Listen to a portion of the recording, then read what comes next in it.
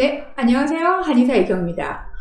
저는 직업상 성기능에 대한 부분이나 부부간의 성생활 상담을 하게 되는 경우가 꽤 많습니다. 간혹 중년의 남성분들의 경우에는 다른 신체 상담을 하시다가 저랑 좀 익숙해지시면 특유의 이제 어조가 나오시거든요. 간격도 좀 두고, 근데 이런 상담을 해도 될지 하고 입을 떼시면 10중 8구는 대부분 본인의 어떤 성생활에 대한 상담이 들어가는 경우가 꽤 있습니다. 그럼 저 역시 좀 편안하게 하실 수 있도록 표정과 말투의 모드를 바꾸죠.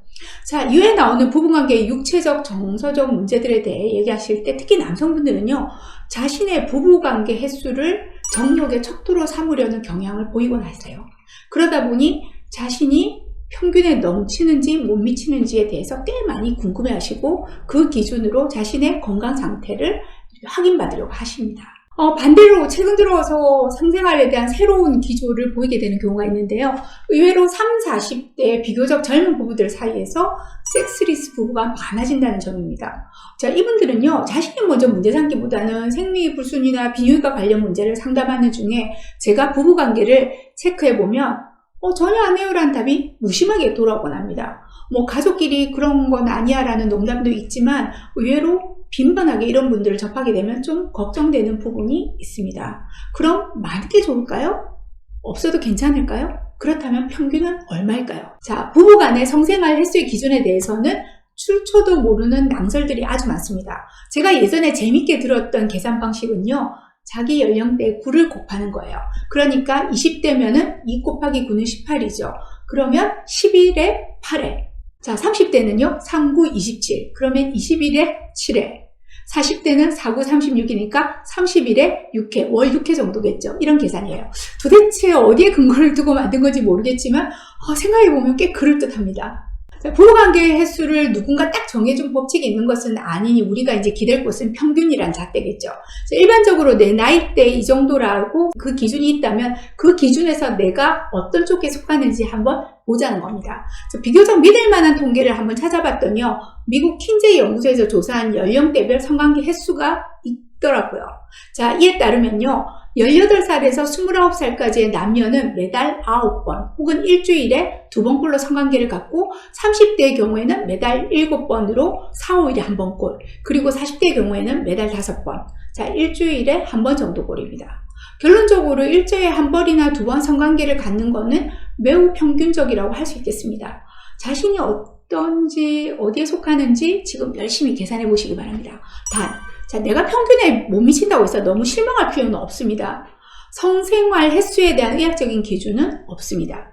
사람마다 나이나 체질 등 신체적 조건, 그 다음 취향이나 애정의 정도 등에 따른 정서적인 요인, 그리고 어떤 면에서는 이게 가장 큰 영향을 주기도 하는데 주말부부라든가 또는 육아나 부모님을 모시는 등 환경적인 요소들을 무시할 수 없습니다. 하지만 어떤 경우든 하나 확실한 건요, 성관계는 연령대를 막론하고 안 하는 것보다는 주기적으로 하는 것이 더 유익하다는 거죠. 단 이 유익성이 꼭 횟수에 국한되는 것은 아닙니다. 양보다는 질이 더 중요할 수 있어요.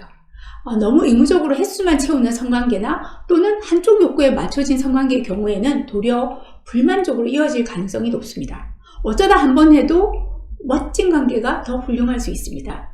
자, 이런 질을 결정하는 건요, 의료인이면서 그리고 여성인 제 입장에서 볼 때는 얼마나 충실하게 상대방과 교감을 나누는지 이 조건이 꼭 들어가야 합니다. 부부 양측 모두 육체적, 심리적으로 즐기고 만족스러워야 한다는 것이죠. 성관계는 하지만 키스도 없고 전이도 없고 또 심리적인 교감도 없는 기계적이거나 습관적인 부부관계는 섹스리스와 별반 다를 게 없다고 할 수 있습니다. 반대로 꼭 적극적인 섹스가 아니더라도 다정한 포옹이나 키스, 스킨십, 그리고 성적인 대화만으로도 어떤 면에서는 육체적, 정서적으로 완전한 성관계와 비슷한 효과를 거둘 수도 있습니다. 결론적으로 좋은 성관계는 적당한 횟수도 필요하지만 질적인 면이 더 중요하다고 할 수 있겠죠. 일반적으로 부부들은 나이가 들어감에 따라 성관계 횟수가 줄어들 수밖에 없습니다. 전혀 안 그러시다고요? 자, 부러운 분들입니다. 일반적으로 체력적인 문제가 제일 클 건데요. 그 외에도 40, 50대 집중되어 있는 육아 스트레스, 그 다음 사회적인 책임이나 압박감 등의 스트레스 등이 우리의 성생활을 방해하곤 합니다. 너무 이런 결론은 내지 말자고요. 나이가 들어감에 따라 수적으로는 열세지만 질적인 면에서는 더 좋아질 수도 있습니다. 그런 보고가 실제로 있는데요. 자, 이 보고에 따르면 여성들이 더 자신 있고 능동적으로 자신의 요구사항을 말하고 성행위보다는 성관계에 정서적이고 친밀한 측면을 중시하면서 성행위를 스스로 조정하기도 한다는 거죠. 젊은이들의 설익은 열정보다 중년에 축적된 경험과 여유가 빛을 발하는 부분입니다. 자, 이때쯤이면은 누가 모르냐고 몸이 안 따라준 걸 어쩌냐고 하는 볼멘소리를 하시는 분들이 반드시 계실 텐데요. 자, 여성분들, 폐경 이꼴 성생활도 문을 닫는다라는 이런 공식은 버리시기 바랍니다. 자, 남성분들, 직장에서 힘 다 쓰고 와서 집에서 쓸 힘이 전혀 없다고요? 그러시면 안 됩니다. 우리에겐 훌륭한 전문가들이 있죠. 남성의 경우는 구조적인 문제가 없다면 대부분 생식기를 주관하고 어원기를 재생하는 신장의 정열, 양기 즉 스태미나의 문제일 수 있습니다. 특히 한의학은 이 부분에 있어서 괄목할 만한 결과들을 보여주고 있습니다. 여성의 경우에는 질건조라든가 갱년기 증상 등등이 발목을 잡게 된 경우가 많은데요. 역시 충분히 개선 가능한 증상들이고 또 도리어 성생활을 너무 일찍 포기해버리시면 전립선 질환이나 질위축이나 이런 증상들이 더 심해지는 경향을 보이고 있으니까요. 건강한 노후를 위해서도 부부관계는 그 자체만으로 좋은 보약이 된다고 할 수 있습니다. 자, 정리해 보겠습니다. 설령 폐경기가 되었다고 하더라도 성관계를 주기적으로 가지는 편이 정신적, 육체적으로 건강에 도움이 될 뿐더러 부부관계에도 바람직합니다. 만약 꼭 기준이 필요하시다면 중년의 경우 주 1회 정도를 또는 열흘에 한 번 이상을 추천해 드립니다. 횟수에 얽매이지 마시고요. 질적인 면을 꽉꽉 채우시기 바랍니다. 사랑과 배려의 마음이 당신의 육체적인 부족한 부분을 충분히 메꿔줄 겁니다. 섹스가 아니라 사랑을 하시기 바랍니다. 감사합니다.